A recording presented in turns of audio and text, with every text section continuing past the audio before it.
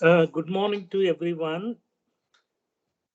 We are all set to go. Today we are having two experts to be with us, Dr. T.A. Patil and Dr. Pooja Natarajan. And T.A. Patil, I don't have to introduce him. Everyone knows him. He's an expert in transesophageal echocardiography, and he is a constant source of inspiration for younger generation. And Pooja Patil is extremely experienced in all these aortic aneurysm surgeries and complex aortic diseases.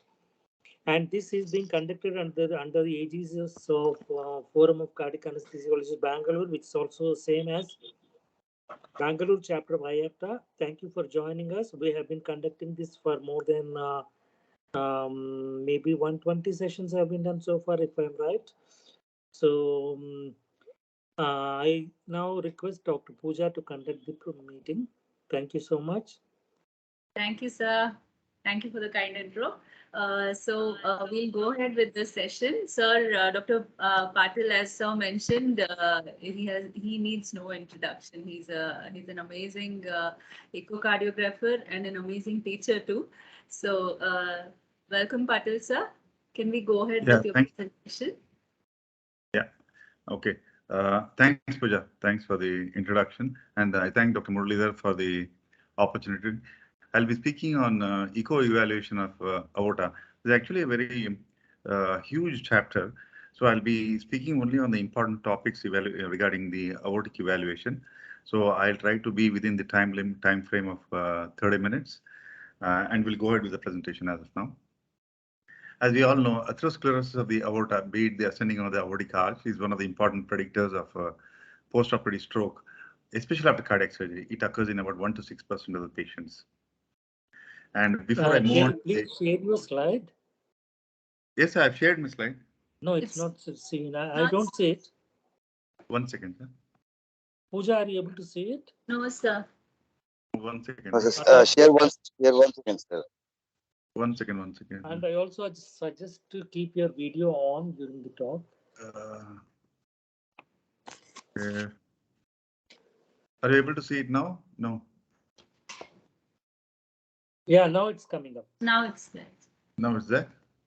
I hope it's visible now. Yes, sir. Yeah, we can see it. Can you keep your video also on? Yes, the video is on, I think so. Okay, that's video is on. Yeah, like I've already said, atherosclerosis of the aorta is one of the important predictors of postoperative stroke in about 1 to 6% of the patients after cardiac surgery. Now, before I move on to the actual topic of assessing the aorta, a short discussion on the anatomy of the thoracic aorta, which has got three important components: the aortic root, the ascending aorta, the arch, and the descending aorta. And basically, from the top to the bottom, it has a diameter of 32 to 35 millimeters with an ascending aortic length of 7 to 11 centimeters. And of course, the aorta courses from the 4th thoracic vertebra to the 11th vertebral body. Actually, when you look at it in the figure, if you can make out, some portion of the ascending aorta overlies the trachea. That is the descending distal end of the ascending aorta and the proximal aortic arch. These are known as the blind spots of transesophageal echo because they overlay the trachea. The presence of air in the trachea it is one of the bad conductors of ultrasound waves. Therefore, they are known as the blind spots. So anything in these regions, it is difficult to visualize on transesophageal echo. Of course, this can be visualized under scanning procedures like the CAT scan or the MRI or whatever it is. Now, these are some of the important views which I'll be going in detail as we move on to the presentation. This one is one of the most important views: mid-esophageal ascending aortic valve long axis view, wherein the entire aortic annulus can be visualized. The LVOT, the ascending aortic annulus, aortic sinuses, sinusotubular junction, and the ascending aorta. Important thing here is we need to know the normal values of all the dimensions of all these parts, especially the annulus, the sinusotubular junction, and the aortic sinuses, and the ascending aorta. These are the normal values which I have written it on the right side of the slide. Now, this is the mid-esophageal ascending aortic short axis and the long axis view. Here, it is very important to know, the diameter of the aorta, or even in the long axis, we can make out the dilatation of the ascending aorta. But the important thing to note down here is we can visualize only the proximal ascending aorta, and the mid ascending aorta. As I have already told that distal ascending aorta is one of the blind spots of transesophageal echo. Here we can measure the dimensions in this view. Okay, this is the descending aortic long axis and the short axis view of the descending aorta. Here, see, these are the upper esophageal views, especially the upper esophageal aortic arch short axis views and the long axis views. The upper esophageal aortic arch short and long axis views, especially this view is very important because we see a portion of the aortic arch and the branches of the aortic arch, especially the left common carotid, left subclavian, and the brachiocephalic vessels. Now, the important maneuver to visualize the entire arch vessel series is very important. In this view, normally when the pulmonary artery is seen on the left side of the image, and the branch which is coming out from the aortic arch, commonly it will be the left common carotid artery. Okay. Now, when we rotate the probe anti-clockwise or to the left, when we move the probe, that time the pulmonary artery tends to disappear and we can visualize the left subclavian artery. Okay, now when we come back to the normal image with the pulmonary artery on the left and the aortic arch on the right side, it becomes the left common carotid artery, and we rotate to the right or the clockwise direction, we can visualize the brachiocephalic artery. This view is very important because we need to know the origin of the vessels, branches of the aortic arch, to know the extent of dissection in many of the cases. Why I'm telling this point is because sometimes the patient comes in an emergent situation, we don't have time to do, if the patient is unstable, we don't have time to do an MRI or a CT, that time visualization of these arch vessels to know the extent of the dissection becomes mandatory. You can directly after TE take them to the theater and start the surgeries when not a time is there. Unstable patient is not a indication for doing an MRI. A stable patient probably only we can do an MRI. So this view becomes one of the important views of transesophageal echo. Now I'll be discussing in short about the atherosclerosis of the aorta, the aneurysms, and the dissections. Coming to the atherosclerosis. Now, actually, Royce et al. Have divided the thoracic aorta into 6 zones. The zone 1 would be the proximal ascending aorta, the mid ascending aorta, the distal ascending aorta, and the proximal aortic arch, the blind spot. Like I've already mentioned, the visibility is very poor. And the zone 5 and zone 6 are the distal aortic arch and the proximal descending aorta. We know now the thing is why I am telling you about these zones is if you find a plaque, a mobile plaque, or any atherosclerosis, or any flaps or something like in the distal aortic arch and the proximal descending aorta, it becomes mandatory for us to visualize the distal ascending aorta and the proximal aortic arch. Otherwise, we don't have to worry about visualizing the zone 3 and zone 4. Most important is if nothing is seen in zone 5 and zone 6, we can go ahead with the procedures. Or if something is seen in the distal aortic arch and proximal ascending aorta, then we have to assess the distal ascending aorta and the proximal aortic arch either by an epi-aortic scanning or even a CT scan would be helpful actually. Now, we should use the transesophageal echo to identify and grade the atheromas because this will help us in altering the surgical procedures either by doing a femoral arterial cannulation or altering the site of the aortic cross clamping or the site of the graft anastomosis or even avoiding the antegrade cardioplegia and going in for a retrograde cardioplegia. Now, this is the grade of atheromas. If you look at it from extensive intimal thickening of less than 3 millimeters to a mobile plaque, which is grade 5, it becomes mandatory for us to assess the grade of the atheromas. And if you know, on the right side, it is given the percentage of incidence of stroke, with the mobile atheromas contributing to about 47% of the patients are having a stroke in presence of a mobile atheroma. Now, this is the image on the left is an epi-aortic scanning, which is seen a grade 3 plaque is seen in the ascending aorta. On the right side, this is a mid-esophageal aortic valve long axis view. You can see a highly mobile plaque with a grade 5 atheroma and also a grade 4 atheroma, which is thickened in the posterior aortic wall. In fact, this was a patient wherein we are doing a CABG with a mitral valve replacement. We avoided cannulation in these patients because it was a moderate MR. We didn't want to take any chance because the whole of the ascending and the descending aorta was plaquey. We did only the coronary bypass and came back follow-up of after 1 year. The patient, of course, was doing well. Of course, the grade moderate mitral regurgitation still persisting, but the patient was not symptomatic. Now, this is the descending aortic view where you can see the grade 5 atheromas or the grade 4 atheroma in the aortic arch in the long axis view on the right side. I hope everybody is appreciating grade 5 atheroма in the descending aorta. It's very plaquey, and you see the mobile plaque. Chance of dislodgement of this plaque is very, very high, causing an embolic episode or even a fatal morbidity or mortality. Now coming to aortic aneurysms. When do you call aortic aneurysms as aneurysmal? If there is a dilatation of the aorta more than 50% of the normal aortic diameter, okay, or if it's dilated twice, especially between 3.5 to 5 centimeters, and aneurysmal if it is more than 5 centimeters. And we call it dissection only if there is a presence of an intimal flap. Otherwise, it is just an aneurysmal dilatation.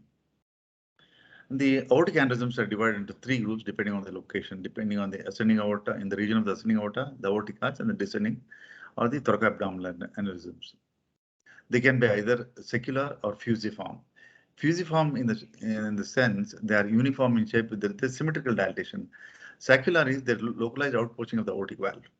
And many of the causes are either it can be degenerative, atherosclerotic, Marfan's, Ehlers-Danlos syndrome, or even traumatic or hypertension can lead to aneurysms. This is one of the mid-esophageal aortic valve long axis view. You can see the entire aorta is dilated from the annulus up to the mid ascending aorta. Important thing is when we are not able to differentiate between the aortic sinuses and the sinotubular junction, then it is called effacement of the aorta, because this will lead to dilatation of the aortic annulus and cause a dilatation of the aortic annulus, and it will lead to a gross AR in these patients. So effacement of the aorta is one of the indications for doing a Bental procedure in these patients. Okay. Also the color flow Doppler, if you can make out, I'm not able to see the aneurysm there, but it's definitely an dilated ascending aortic aneurysm. Now here, this is the inflow outflow view mid-esophageal. If you can see the right coronary cusp there's a saccular aneurysm outpoaching of this thing which is protruding into the RBOT, and you can see the presence of a spontaneous ego contrast in the aneurysmal sac, and in fact is obstructing the RBOT and causing, definitely this patient was presented to us with a severe hypertension because the preload was definitely low in these patients. The patient was in a state of shock. And of course, like I said, all the measurements across the aortic annulus and the aorta has to be measured. You can make out here the ascending aortic diameter is about more than 6 centimeters. In the short axis, in the aortic valve long axis, it is coming as 8.6 centimeters. This is definitely aneurysmal ascending aorta. Okay. Now coming to the thoracoabdominal aneurysms, Crawford has classified them into type 1 to type 4. Type 1 is just above the diaphragm, distal to the left subclavian artery and above the diaphragm. Type 2 would be distal to the left subclavian artery down to the bifurcation of the iliacs. Of course, type 3 is very much below the left subclavian artery down to the presence of up to the iliacs, and type 4 would be, Crawford would be exclusively abdominal in nature and down to the bifurcation of the iliacs. This is a Crawford classification. Now, if you look at this thing, the surgical indications, any aneurysms with diameter twice that of the normal aorta, and if the sinuses are more than 40 mm, okay, or especially the ascending aorta who have a dilatation of more than 50 millimeters with the aortopathy and more than 60 millimeters without aortopathy. These are the definitive indications for surgery. And especially patients with connective tissue disorders who have got a strong family history of aneurysms or symptomatic patients should be considered for early operative therapy, because these will increase the chance of dissection or rupture in these patients. Now, echo can be used to define the size, location, extent of the aneurysms or the presence of hematoma or a thrombus also to identify the associated aortic valve disease, which helps the surgeon in formulating a surgical plan. And also TE should be used to evaluate the patency of the aortic arch branches to confirm the presence of an organ malperfusion.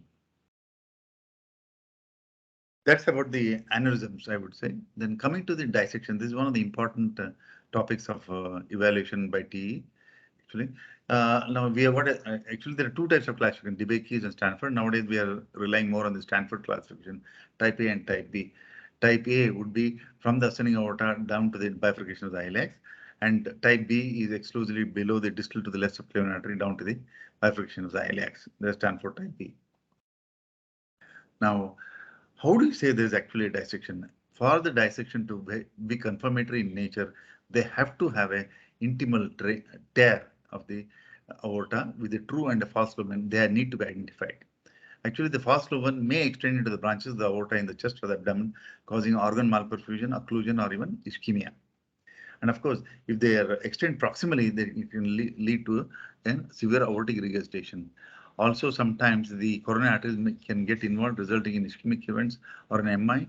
And it is one of the most common causes of death, with the mortality rising from 1 to 3% per hour during the first 48 hours. So it becomes mandatory for us to take him off surgery as soon as possible to avoid the mortality and also to reduce the mortality rate in these patients. Now, how do we diagnose them? MRI or a TE or even a CAT scan? Now, if you look at the sensitivity and specificity of CT, MRI or TE, for everything it is the same. It's about 98% sensitivity and specificity. But if you look at an unstable patient, TE would be the answer because no time is lost. If it is a stable patient, of course, we can take him for MRI or a CT, whatever it is. I would rather rely on my TE because most of these patients present with dissection are always in a dire emergency to reduce the mortality rates. Now, if you look at the mortality rate with medical management, it is very high, about 70%. And of course, with surgical management, it comes down to about 30%. Okay. Surgery is recommended for type A dissections, and with type B, the medical management is there. But if you look at the mortality rates, both for medical and surgical management, they're similar for type B dissections. Type B is similar, both medical and surgical managements. Okay. Now, what are the features of dissection? First thing is we need to confirm the presence of an intimal flap with a true and a false lumen. Okay. How do you identify the true lumen? Is there will be a forward systolic flow in the presence of a true lumen. There may be complete thrombosis or no thrombosis in the false lumen if it is an early dissection. And of course, because of the intimal tear, the intima gets displaced centrally into the true lumen. So that confirms the presence of a aortic dissection. Now, for us, it becomes mandatory for us to locate the intimal tear site. Okay, the answer would be for this is we have to get the primary site resected to decrease the incidence of complications and redo surgery. The surgeon has to see to that. So usually the intimal tear occurs about 1 to 3 centimeters above the right or the left sinus of valsalva in about 70% of the cases. And about 30% of the cases, it is at the site of ligamentum arteriosum in many of the cases. Now, this is one of the view of the descending aortic view. If you can make out the presence of true lumen, how do you say the true lumen is always smaller compared to the false lumen? 1 point. Second point is it expands during systole. Now, if you put an M mode across the true lumen, across the lumen or whichever is seen there, the intimal tear moves towards the false lumen in systole. By that, you can identify the true lumen and the false lumen. And false lumen, many a time the spontaneous ego contrast is frequently present. If it's early dissection, it may not be present, but usually thrombosis or a sec is present there. Like I said, true lumen will exhibit a forward systolic flow color pattern. Okay. Now this is one of the image of a circumferential dissection flap. Here what happens is the dissection flap is prolapsing in diastole and keeps the aortic valve open and causing a severe AR. Again, in all these 4 views, these are in the long axis and the short axis.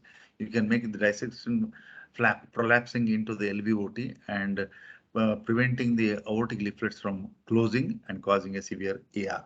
This is a very beautiful image you can make out. I hope everybody is able to appreciate this.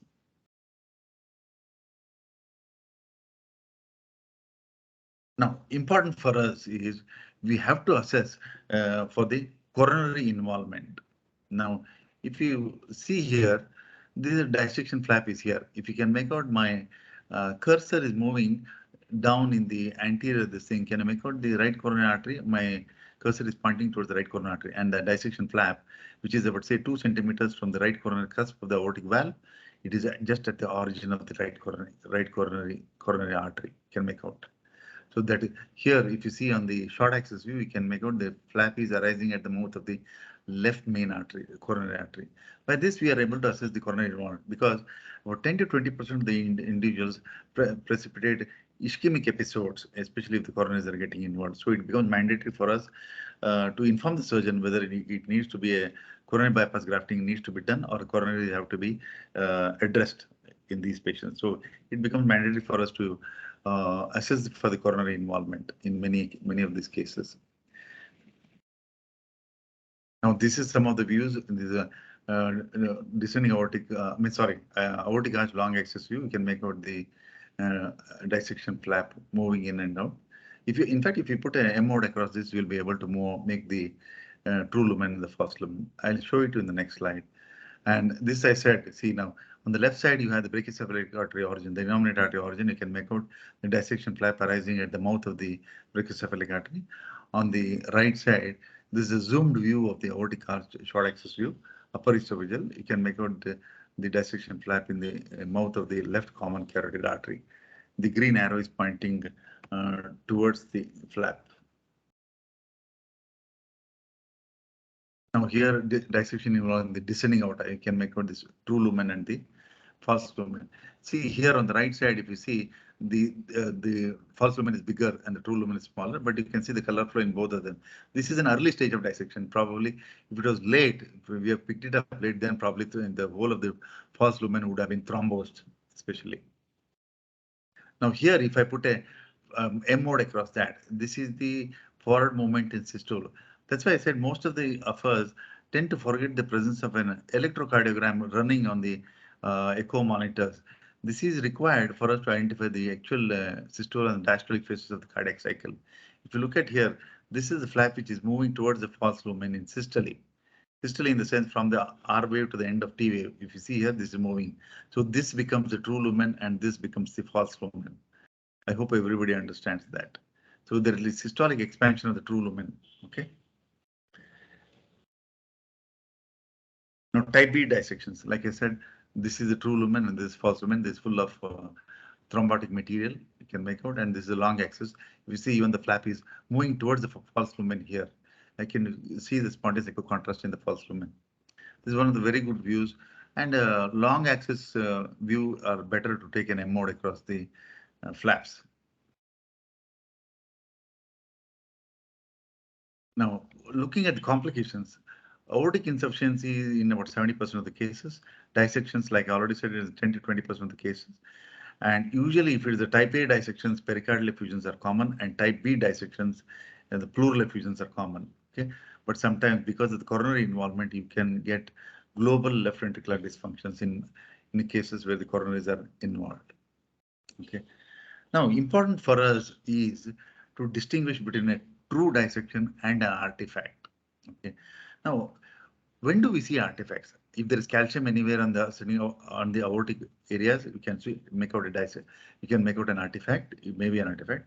Or commonly seen would be if you have floated a Swan-Ganz catheter in many patients, and that the presence of a Swan-Ganz will cause an artifact in the ascending aorta. Like here, above one is actually a true dissection, and the below one is actually an artifact. Now, how do we distinguish the artifacts and the true dissections? Artifacts will have indistinct borders, while the flap will be very distinct.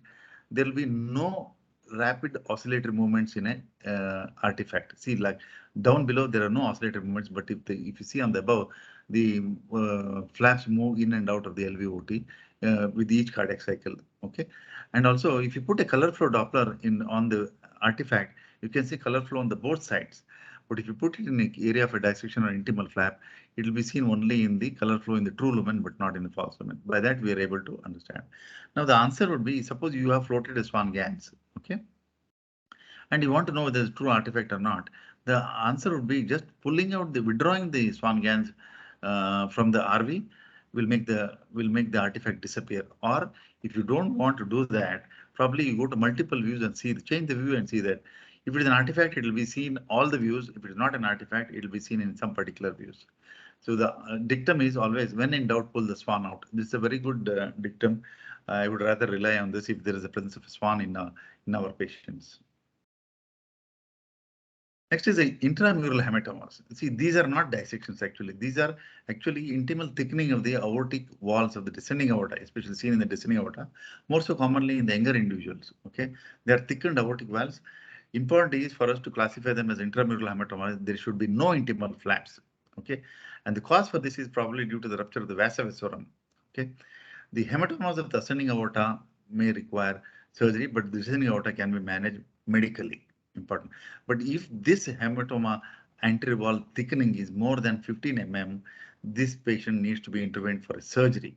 Okay, that is very important because most of them, if it's more than 15 millimeters, they tend to dissect much earlier than uh, not. So 15 millimeters hematomas need to be addressed surgically. So that is the thing. Absence of intimal flap is a sign of an intramural hematoma and thickening of the anterior wall of the descending aortas. These are the intramural hematomas. Now, important is next is the giant penetrating ulcers, commonly seen in elderly individuals who are hypertensive or who are present with hyperlipidemia. Actually, what happens is, if you can see the yellow arrow is pointing towards a, this is the descending aorta. You can make out there's a gap here. You can make out this is an aortic ulcer, which is perforated basically. And on the right side, in the middle, you can make out the perforation here. And this is a 3D view. This is the aortic ulcer area. Progressive penetration may result in intramural hematoma, aneurysm, and lastly, it may present as a dissection. So this needs to be addressed. More importantly, it may rupture also most of the times. This is giant penetrating ulcer seen in elderly individuals, especially who are more than 70 years of age or who are hypertensive for a pretty long time. Now, another important thing about this thing is aortic injuries is deceleration injuries, especially high traffic accidents. Road traffic accidents are very common. Here, what happens is usually the aorta gets ruptured at the at the region of the isthmus, just distal to the left subclavian artery in the region of the ligamentum arteriosum, where it is thought to be very, very fragile. Actually, it leads to a transection of the basically a transection of the aorta, and these are invariably fatal. These are deceleration injuries.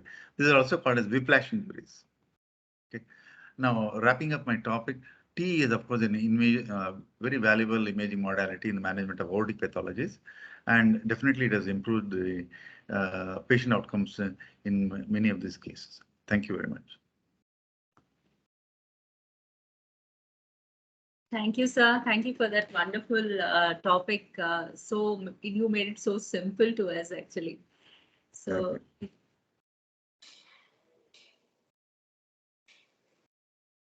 Yeah, lovely presentation. Most important points are covered, and the topic is open for discussion and comments.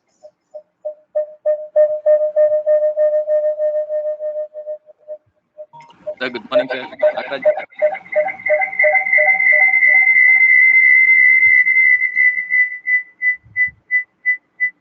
I request all the participants to mute their mics unless you are speaking. And you have two systems in the same room, use only one system. If there are two systems in the room, please use only one system and switch on the mics only if you are talking. Yes, Nagaraj, please start. Sir, good morning, sir. Yes. The Patil, sir, nice talk, sir. Yes. Thank you. Sir, the video clip what you showed about the ascending aorta flap, Yeah, which was actually protruding into the LBOT, which caused severe AR. yeah. I mean, the AR was what was that for the AR, sir? I mean, it's just the ascending aorta flap which was repaired, or the AR was addressed. No, Because AR the mechanism was just the ascending aortic flap which was coming into the LBOT, which was causing. AR was addressed because in that patient the aortic annulus was dilated also. Okay. It was dilated, so we had done a Bental, regular Bental. Okay. Yeah. So yeah, usually many a times it cannot be repaired. Usually, especially in elderly individuals, if you try to in general, if you look at aortic valve repairs, the outcomes are very poor. But usually the AR, especially if the annulus is dilated, it's better to replace the valve, especially with the valve conduit. That's what we do it normally. If the annulus is normal, sir, annulus is normal and the dissection flap is extending to the LBOT, and yes. causing an AR. Yeah. If it is normal, then we usually don't do anything. But many times, if the valve is already degenerated or something like that, we tend to replace the valve. It depends. It's a surgeon's choice. I'm not actually we have not repaired an aortic valve. That much I can tell you. I don't know the other centers. I don't know Dr. Muralidhar may be able to throw light on that. Probably they may be doing a lot of aortic valve repairs. Thank you, Patil. Pooja, would you like to respond to that question? Please switch on your mic. Please switch on your mic. Your mic is off. Yeah. Yes, sir. So if there's an acute dissection, we usually do not go ahead with repair.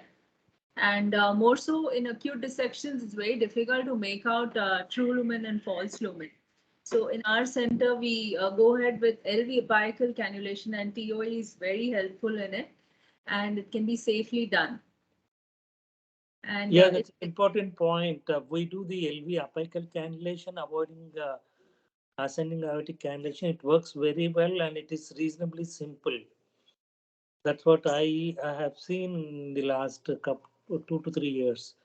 We do a lot of aortic, I'm sorry, LV left apical. LV apical cannulation when we do not want to approach the aorta from the front. It works out very well. Also, axillary cannulation and even carotid cannulations are done many a times. And also, I would like to add on that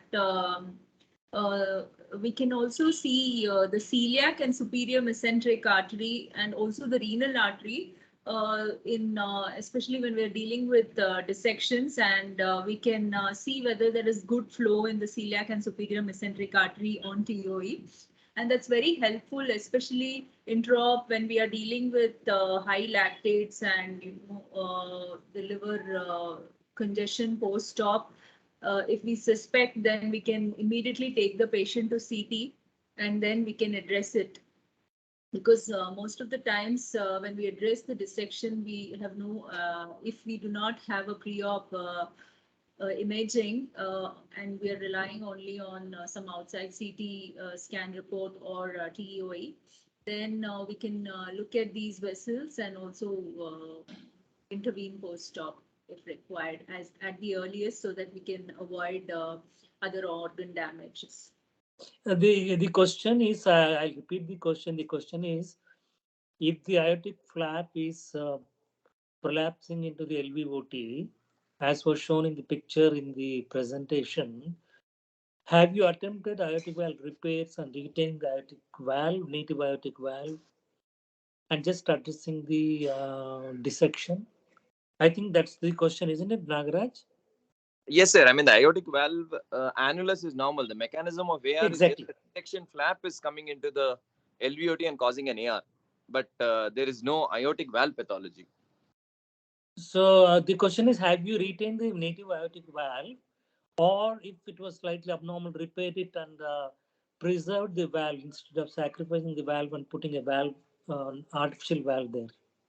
If it's an acute dissection, sir, then we do not go ahead with any valve sparing surgeries. But if it's chronic, then of course we will think of doing David's if the valve leaflets are good.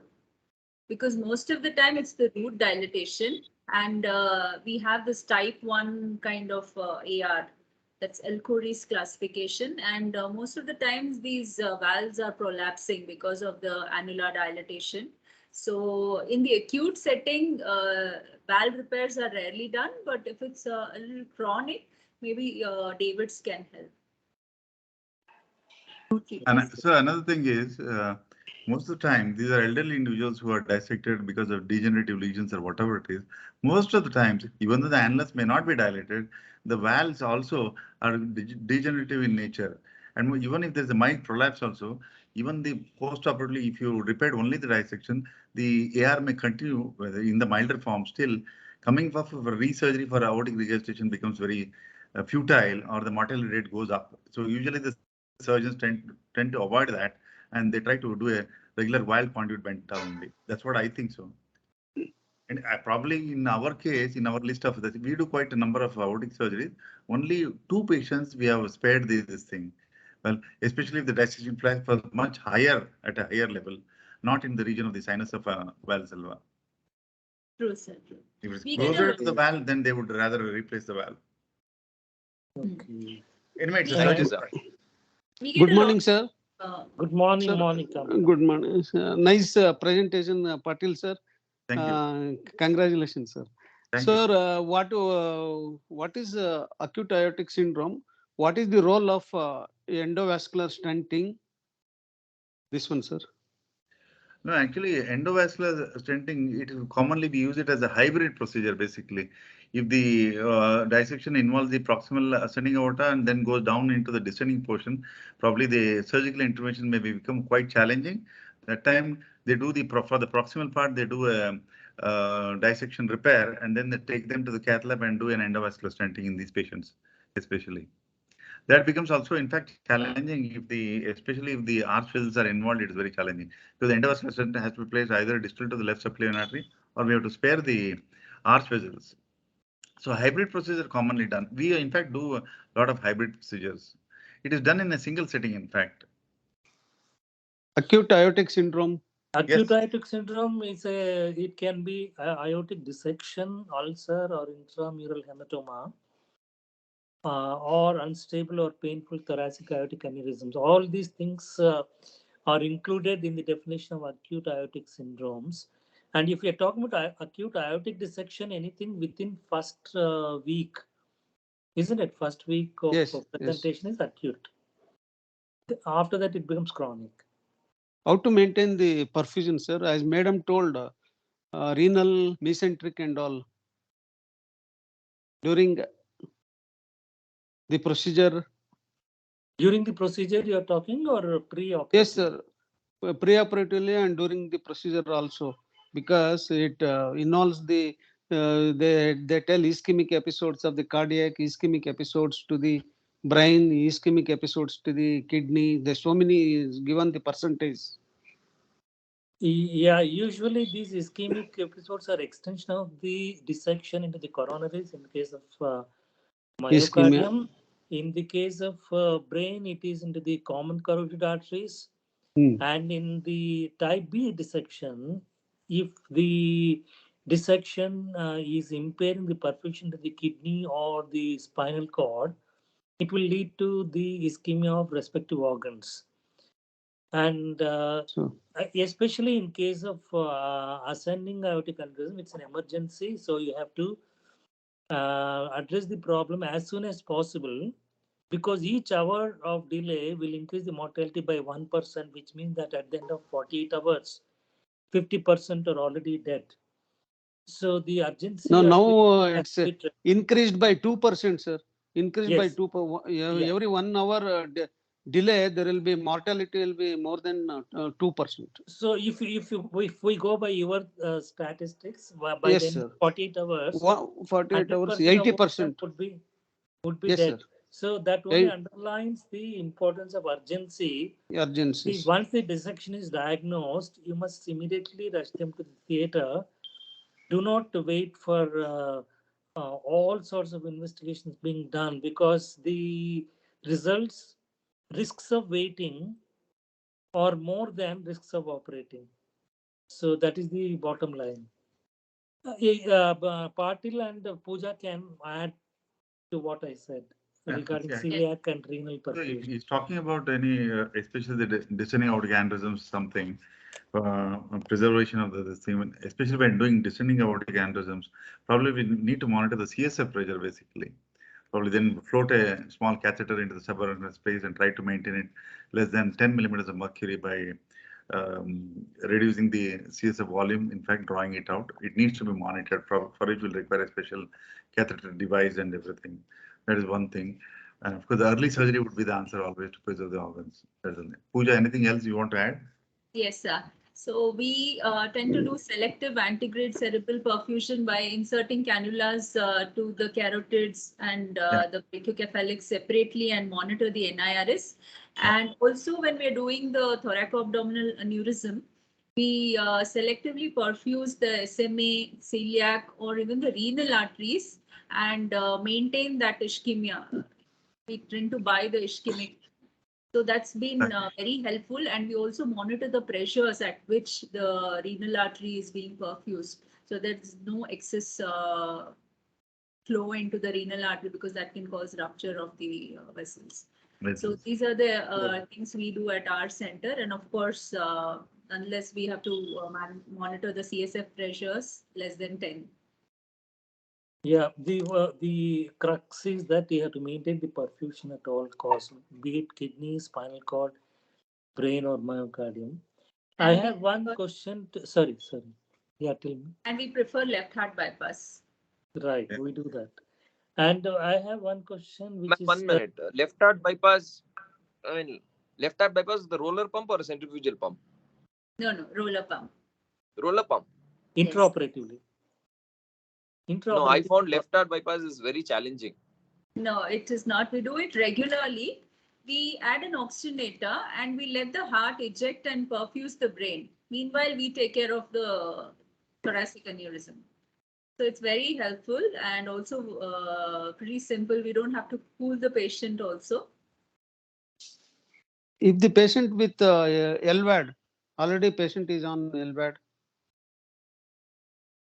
So LVAD with the dissection, is it? What is the question? Yes, madam. Because It's most of the time. Very LVAD challenging. LVAD with dissection. Very nice question. That would be really challenging. Yes, sir. Because we come, we come across, sir. Sometimes, Yes. most of the time, the dissections and after You're that. talking about ascending aortic or descending thoracic aortic dissection? Ascending, whatever. Ascending aortic, you have to open and fix up the dissection, because the LVAD may actually flow into the false lumen and worsen the situation very drastically, very dramatically. So we go on bypass and redo everything again. Yes, sir. Redo No, only just upper anastomosis. Aortic part of Yes. And regarding the Stanford B, sir told only medical line of treatment.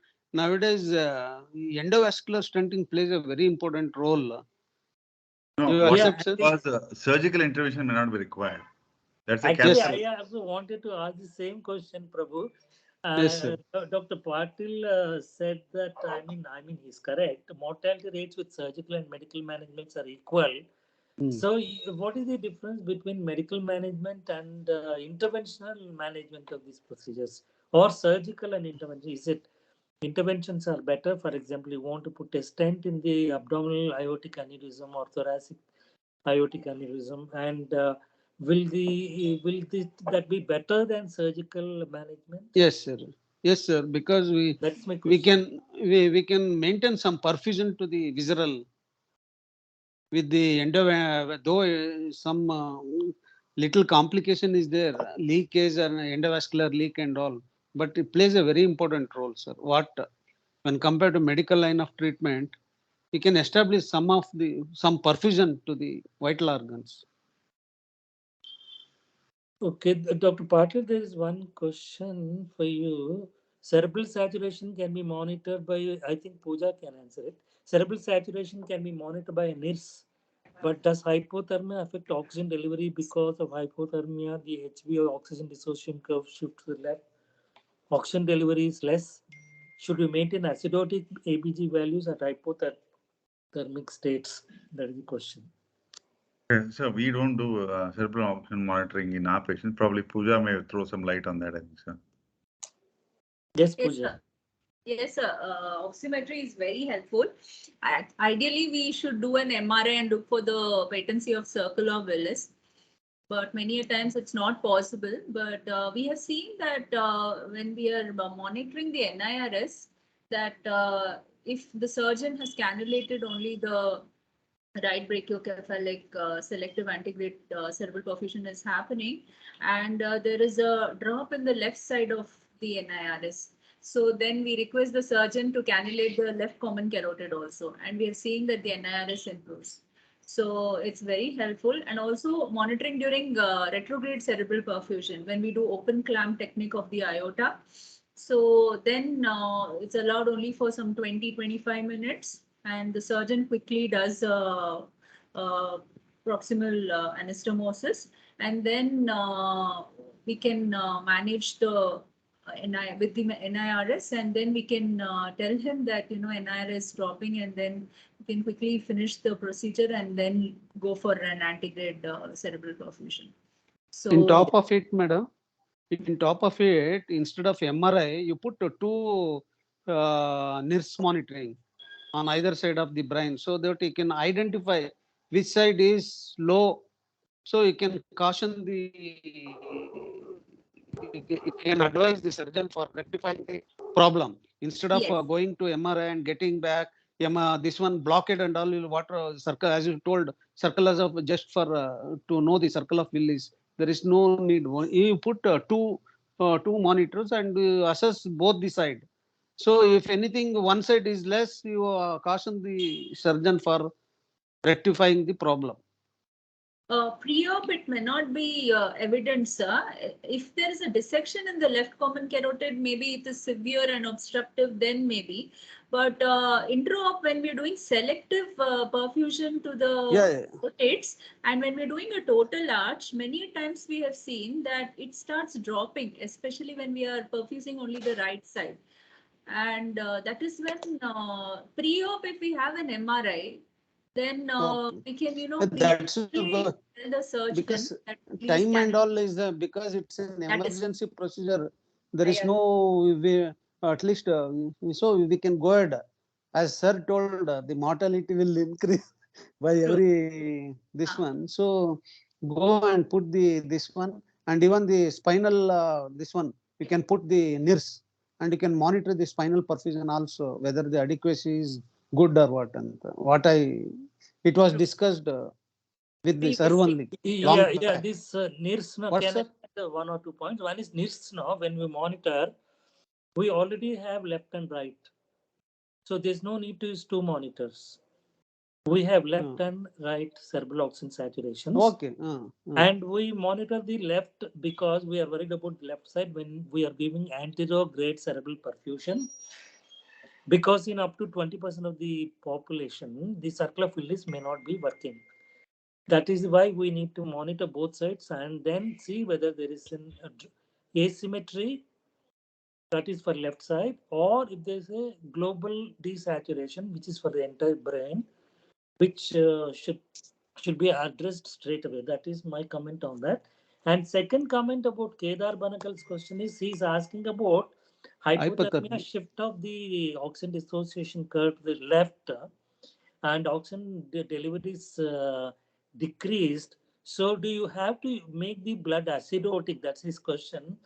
My answer to that is there is no recommendation for that now. We have to manage the blood gas with alpha stat management because we want to maintain the mitochondrial function intact. When you are cooling the patient, especially in children, you can use pH stat, but in adults the evidence is not very clear. So unless we get more data on this differential management, we need to have the usual alpha stat management. We have to maintain the arterial blood gases without temperature correction, maintaining the blood gas tensions and pH, PCO2 at normal levels at 37 degrees centigrade. That will be my answer. Sir, one more, this one you can advise. First, you make a alpha stat management of the this one pH. Then later, coming of bypass and all. So pH stat management. No, so it is the other way around.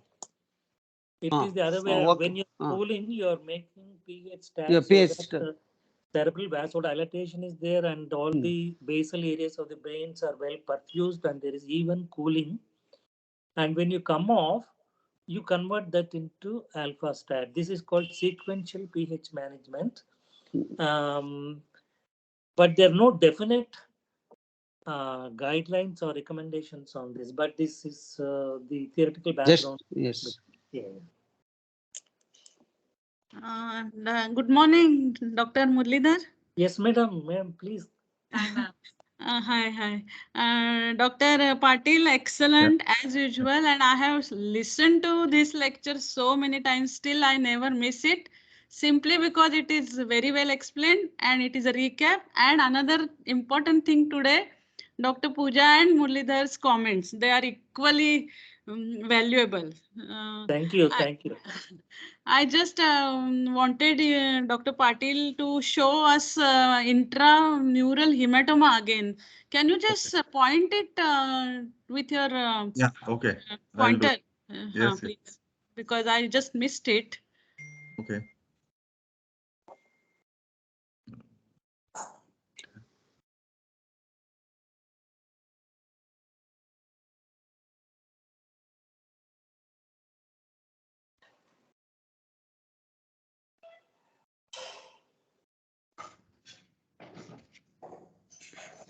This is Sir, right? sir, presence of intramural hematoma you have to address rather than Patil sir told thickness of 10 or 15 mm. Is it No, so, that's sir? not. No, if it is about 5 mm or 8 mm, usually it is allowed for a medical management. If it's more than that, then probably if it's a descending aortic intramural hematoma, it can be managed medically. But if it's ascending aortic management, it has to be intervened surgically. Even though they don't have any symptoms. Yeah. Yes, I sir. mean, Yes, Yes. because it's a chance of precipitating dissection is for. very high in it them. may be accidental finding many a times, isn't it? Yeah. Usually they present, especially descending aortic intramural hematomas, present as a atypical backaches or something like that. Yes, I agree. That is the thing. I would like to add on many a times when we do off-pump CABGs and we don't have an echo, ongoing echo in those patients. So we see that especially an elderly person coming, they have atherosclerotic disease and we don't know, and many a times pre-op echo doesn't have it. So we have seen that while releasing the clamp after the proximal anastomosis, there's a sudden formation of hematoma in the ascending aorta. So in that scenario, many of the surgeons leave it. But when do we intervene? That is the question. So I think this 15 mm value, which Sir told, is helpful in that, because many of us get confused whether to go ahead and replace the ascending aorta or not. So as I have seen that around 5 to 10 mm thickness, many of them Yes, leave, and they yes. say it settles on its own, unless until there's a compromise in the proximal graft. Good morning, Can sir. Do you agree, sir? I'm asking a jocular question. Can you just inject some protamine there?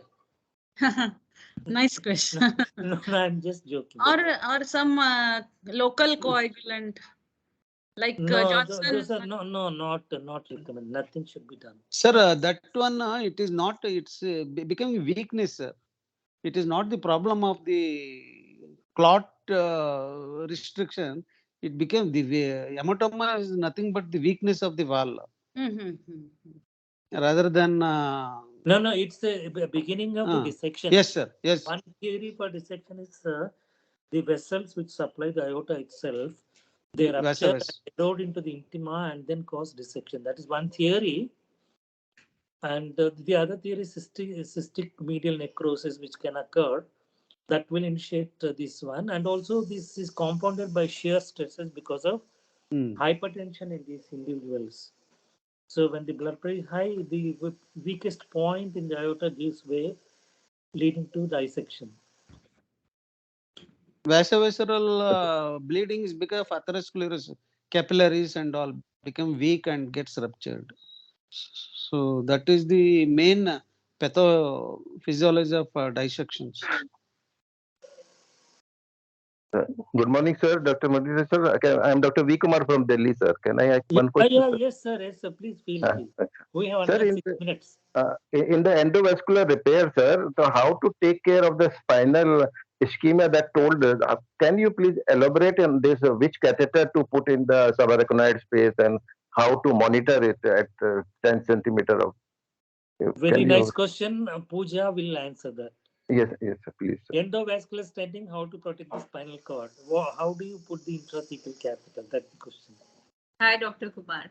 Hi. So in thoracic thoracoabdominal aneurysm rather to protect the spinal cord, because the artery of Adamskiewicz comes around T7 and below usually, that arises and it supplies the spinal cord. So to look at the spinal cord and protect it, we insert the lumbar drain catheter at around L45 or L34.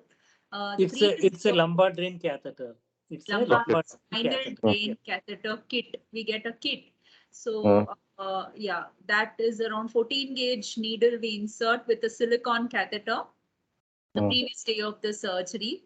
And then we keep the catheter in situ, and we have a separate transducer monitored at the tragus level. And intra-op, what we do is we tend to keep the CSF pressures less than 10. And we do that by intermittent aspiration technique, that is not to cross around 15 ml more than 1 hour, because that can cause cerebral tentorial herniation. So it's very tedious monitoring, because the case goes on for like 12 to 14 hours, and post-op up to 72 hours we monitor the CSF pressures, because it is noted that even post-op after 72 hours, within that span, there are chances of spinal cord ischemia, and patient can have paraplegia.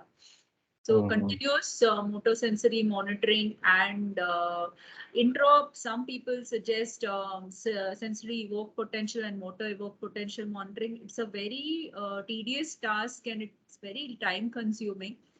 And so we are not monitoring at our center. We have very good results with just maintaining very good CSF pressures, and no cooling is required. We do mostly with left heart bypass at around 35-34 degree temperature. And we have also seen that quicker surgery is always helpful. And our surgeons are pretty good at it. So thankfully, our results are pretty good. Madam, Madam, sometimes cardiologists say that we don't need spinal ischemia prevention. So should we agree to that, or should we give our decision that it is a must? Sometimes they say it is not required when they are doing endovascular. You want to cool the spinal cord, is it? For the spinal cord ischemia, because they say it is not crossing so many segments, it is not covering whole of the descending aorta. So they give their decision, and so what should we do at that time? No, actually, Sir, sir, Yes, what yes, we one after do, another. Yes, sir. Patil, then Prabhu, then Pooja, then me.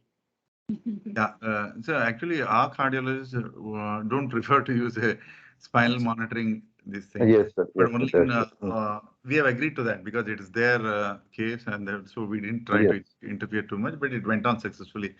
Twice or thrice, in fact, we didn't have a lumbar kit or something like what Pooja said. I used a regular 16 gauge epidural catheter, which we inserted, connected to the regular transducer and monitored it. Basically, it was successful. I'm not saying no. Probably what Pooja said, probably that device would be much better. I think so. I don't know, but I've used about a couple of times the regular 16 gauge epidural catheter. It's quite okay, not bad. Sir, Prabhu, yes.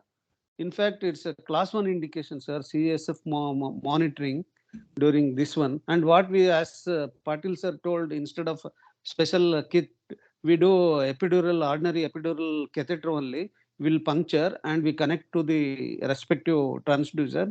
One, two is, and in addition to that, except one surgeon, other people, we do epidural cooling also, sir, on top of it. So we identify one more epidural space, and we cool with saline. We inject the saline, and that plays an important role even for analgesia purpose also. Sometimes you can put the local anesthetic, and post-operatively plays an important role for post-op management, pain management. And CSF, we, as Madam told, at the level of the trigus, we monitor this one zeroed, and we monitor, and slowly 5 to 6 ml, we draw the CSF under aseptic precaution and we monitor up to post-operatively, very important, up to 78 hours we don't. Ordinary catheter only we put, sir. Dr. Pooja, your response, followed by me. Yes, sir, I agree with all these things. We monitor spinal cord. Monitoring is very important, especially drainage and how do we manage, because we have seen good results with it, and we vouch on that technique. Epidural cooling we do not do, and the second thing is I think this sir has a point. Muralidhar sir will tell about the pre-op coil embolization. Yeah. Yeah.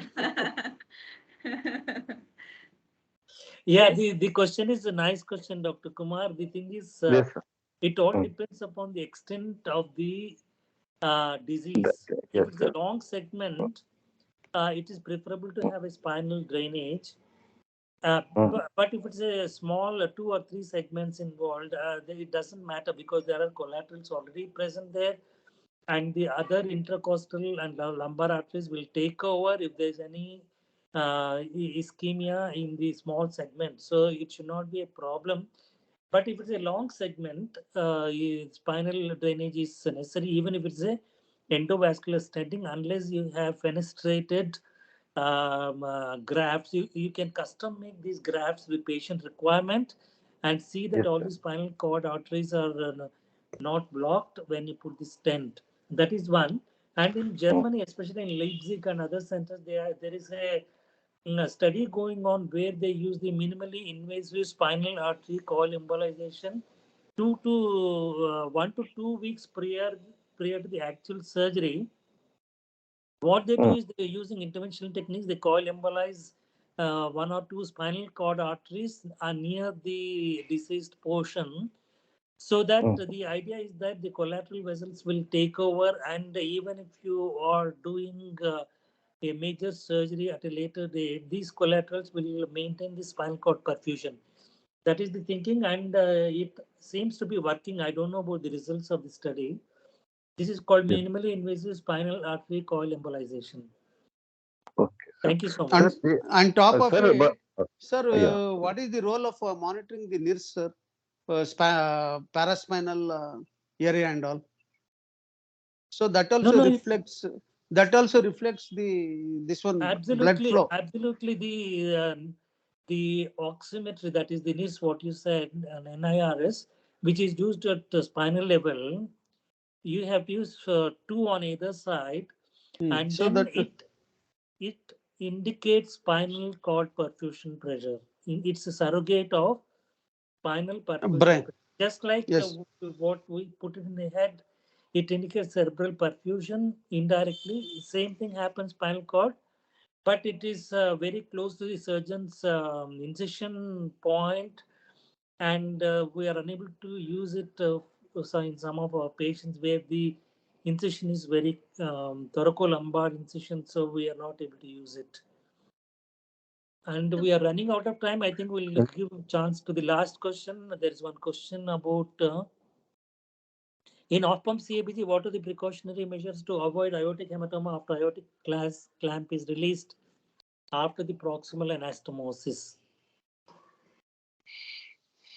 Dr. Patil, what are the precautions to be taken when you're releasing the clamp to avoid hematoma? No, pardon, sir, I didn't get the question. It's in chat box. It says, what are the precautionary measures to avoid aortic hematoma after aortic clamp is released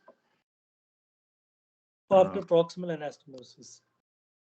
Probably, I think probably to avoid hematoma or something, probably we need to maintain a little bit lower pressure, not a very high pressure. That is the most important thing, I think so. Absolutely, I agree with that. Yeah, that is You one need to thing. maintain a Second, pressure. avoid. Yeah. At that point of time, you should not increase the pressure. Please, if pressure is 80 to 90, is better. when the aorta is partially clamped, do not increase the pressure. If you increase the pressure, the chance of hematoma will be more. Yeah. With that, I think we will conclude. Sir, other one is you remove the hematoma, this one, sir. Make a nick and extend the serosal of the outer layer of this one. So that prevents the hematoma, sir. Immediately surgeon has to do. You remove the hematoma which is formed already and evacuate the blood. No, actually, that would tend to, if there's hematoma, that is one of the reasons for forming an intramural hematoma, actually. That's very dangerous, in fact.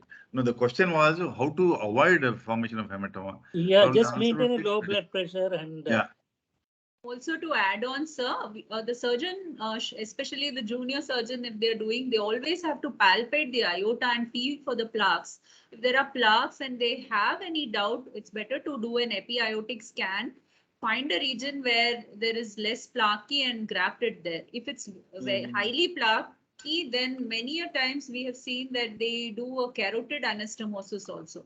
They approach the carotid or go for a total arterial Rima Lima Y. So it's better to avoid the aorta. So at the minute they open the pericardium, it's always better to feel the aorta, palpate for the plaques, and then decide about the grafts. That is what thank you, Dr. Pooja. I think we should end this session because we have crossed the time limit. Yes. And any final comments from your side, and then close. Thank you so much. Thank you, everyone. Thank you, Patil. Thank you, sir. Thank you so much, sir. Thank you for that. Thank you, Dr. Patil, for joining you, us, and all the others who are there. Dr. Pooja, thank you so much. Bye, We'll sir. meet again tomorrow and on Sunday again. Thank you Yes. so much. Thank you, sir. Thank you, everyone. Bye-bye. Have a nice Sunday.